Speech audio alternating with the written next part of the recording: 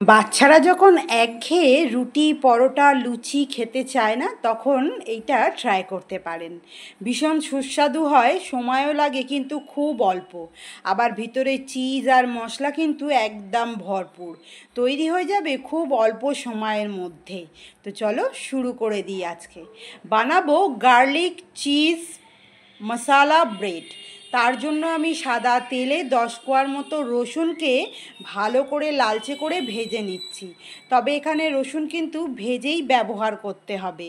আর যদি garlic bread না করতে চান তাহলে গার্লিকটা স্কিপও করে যেতে পারেন। তো আমি রসুনগুলোকে ভেজে একটা পাত্রের মধ্যে নিয়ে নিয়েছি। এবার একটা চামচের সাহায্যে রসুনগুলোকে আমি বেশ পেস্ট করে নেব।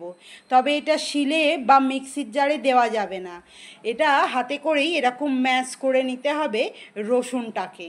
এরপর আমি দিয়ে দেব কুচনো ধনেপাতা। কেমন লাগছে এই রেসিপি জানাতে কিন্তু ভুলবেন না। ভালো লাগলে একটা লাইক আর কমেন্ট করে আমার পাশে থাকবেন।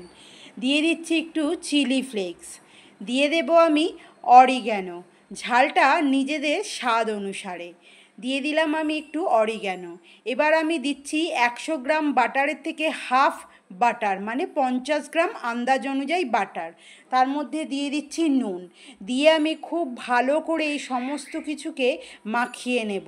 বেশ একদম অয়েলি টাইপসের হবে, ঠিক সেই রকমভাবেই মাখিয়ে নিতে হবে। বাটারটাকে পুরো একদম পেস্ট করে এই সমস্ত কিছু রসুন, ধনেপাতা কুচি আর বাকি সমস্ত কিছুর সঙ্গে বেশ ভালো করে মাখিয়ে নিতে হবে। এই যে দেখুন সমস্ত কিছুকে সুন্দর করে মাখিয়ে নিয়েছি। এরপর নিয়েছি আমি একটা ব্রেড, আর ব্রেডটা যেহেতু জোড়া আছে তাই আমি মধ্যিখান থেকে কেটে নেব। আপনারা চাইলে ছোট কোয়ার্টার পাউরুটিতেও করতে পারেন, সেটাও কিন্তু মন্দ হয় না।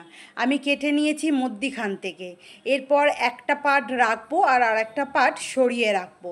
এই একটা পার্টের ওপরে যে গার্লিক আমরা মশলাটা তৈরি করে রেখেছি সেইটা দিয়ে বেশ চামচে করে পুরোটা মাখিয়ে নেব। বেশ সুন্দরভাবে পুরোটা মাখিয়ে নিতে হবে যাতে কোথাও ফাঁকা না থাকে। যেহেতু বাটার দেওয়া আছে খেতে কিন্তু বেশ দারুণ হয়। তা আমি পুরোটা মাখিয়ে নিলাম।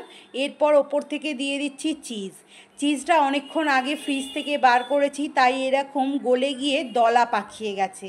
ছিল কুচো কুচো চিজ কিন্তু দলা পাকিয়ে গেছে, তাই আমি আন্দাজ অনুযায়ী চামচে করে কেটে কেটে গোটাটাতে একটু একটু করে ম্যাশ করে দিয়ে দিলাম চিজ। আপনারা চাইলে আমুলের বাটার চিজও নিতে পারেন, যেটা গ্রেট করে দেওয়া যায়, সেটাও কিন্তু ভালো হয়।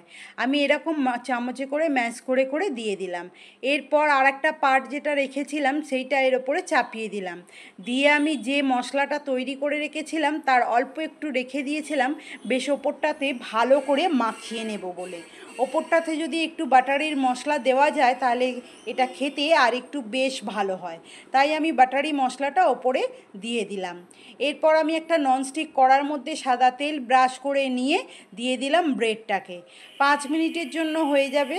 5 মিনিট পর আমি এটাকে উল্টে দেব। উল্টে দিয়ে ঢাকনা দিয়ে 5 মিনিট রেখে দেব। তবে এই সময় গ্যাসের ফ্লেমটা অফ করে দিতে হবে। আমি উনুন অফ করে রেখেছি। এরপর আমি দিয়ে দিলাম ঢাকনা। 5 মিনিট পর আমি তুলে সার্ভ করে নেব। একদম চিজও যাবে ভেতরে গলে, আর খেতেও হয় বেশ মুচমুচে আর দারুণ খেতে লাগে।